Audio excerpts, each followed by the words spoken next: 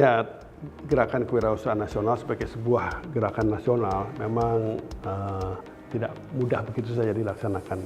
Pada saat awalnya sebenarnya kita nggak terasa ada masalah sebenarnya, terasanya, tapi sebenarnya banyak masalah juga karena dan ide dan pencetusan nama gerakan kewirausahaan nasional itu dimunculkan kan di Desember gitu ya.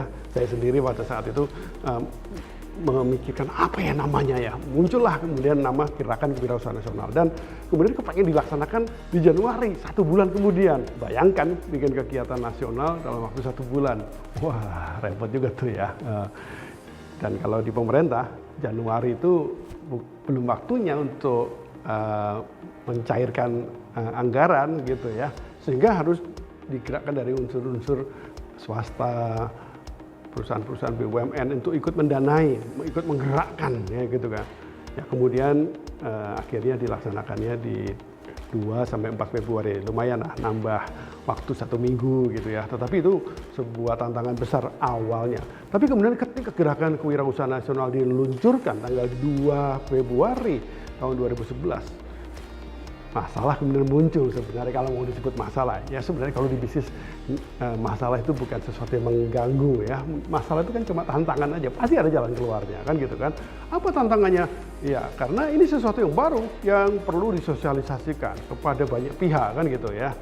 Bersyukur saya ketua pengarah saya Pak Edi Putra Irawadi sebagai Deputi Menko Perekonomian sudah birokrat kawakan gitu, sudah punya pengalaman banyak dari teman-temannya dikumpulin aja, kumpul dukung tim Iratim kan gitu ya. Dan kemudian di anggota pengarahnya ada dari Dirjen Dikti, ada dari Dirjen di Tenaga Kerja, di berbagai kementerian dikumpulin sehingga banyak sekali dukungan dari banyak pihak.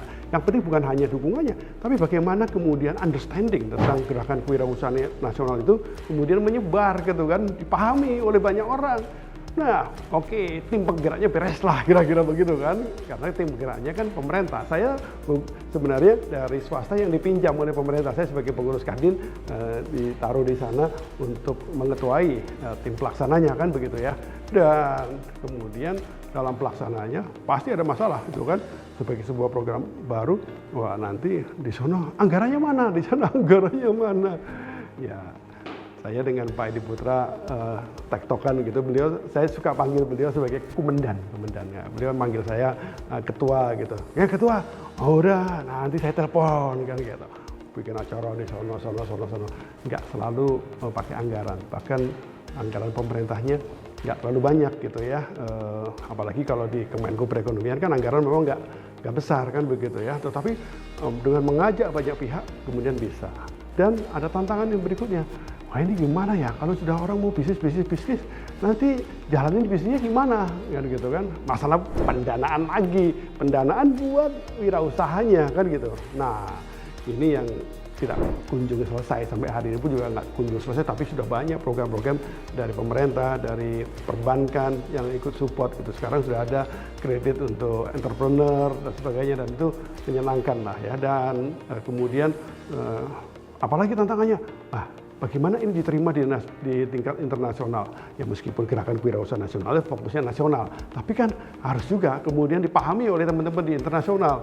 Nah pada saat itu kemudian muncullah Global Entrepreneurship Summit yang digagas oleh Presiden Amerika Serikat Pak Obama waktu itu gitu ya. Nah ini akhirnya kita cari kolaborasinya. Jadi hal-hal seperti ini terus berjalan. Saya menjadi ketua tim koordinasi nasional pengembangan wirausaha kreatif di Kemenko Perekonomian 6 tahun dan gerakan kewirausahaan terus berjalan, tetapi memang dalam perjalanannya kemudian ada kalanya ini ya, semangatnya turun gitu, gairahnya turun, banyak hal lah yang menyebabkan begitu kan gitu ya.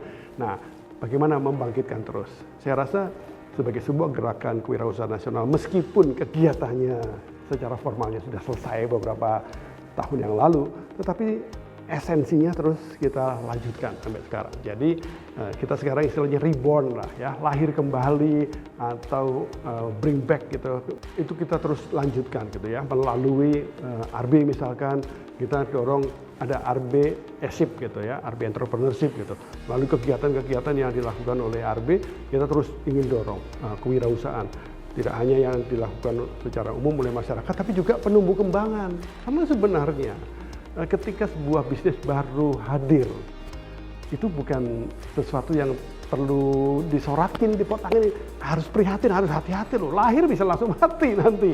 Nah, bagaimana ini tumbuh berkembang? Ini tantangan terbesar sebenarnya untuk sebuah bisnis baru.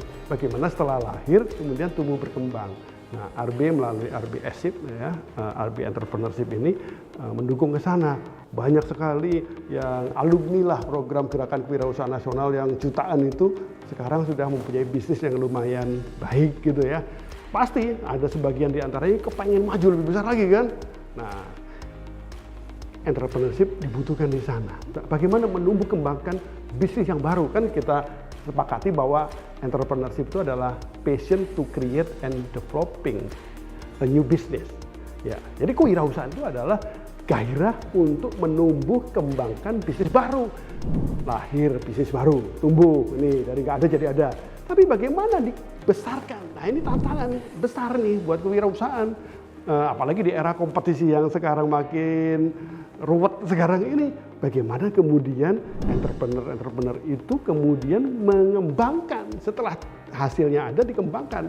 Nah, melalui RB ESIP kita lakukan program-program retreat, program-program mentoring, program-program melalui pengembangan terpadu di entrepreneur dan perusahaannya tadi, agar entrepreneurnya terus punya inovasi yang baik, kreativitas yang bagus, perusahaannya juga tumbuh besar gitu. Nah, ini adalah tantangan dalam hal pelaksanaannya kewirausahaan di era sekarang. Dan di era sekarang memang juga salah satu tantangannya adalah digitalisasi.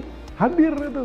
Tapi perusahaan-perusahaan yang udah lahir berapa tahun yang lalu bisa jadi kemudian sekarang gelagapan. Gimana ya menyikapi situasi begini?